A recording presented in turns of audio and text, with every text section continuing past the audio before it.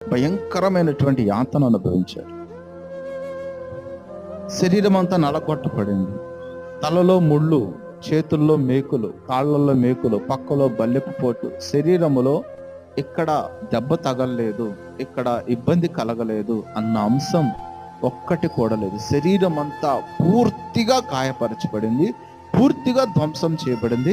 ఇంత నలిగి ఉన్న శరీరము, ఇంత పాడైపోయిన శరీరము 3 రోజులు చెక్కు చెదరకుండా అలాగే ఉంది. దానికి తోడు అదే శరీరముతో ఆయన మహిమను పొంది పునరుద్ధానుడిగా శరీరముతో కూడా లేచాడు. దేవునికి స్తోత్రం.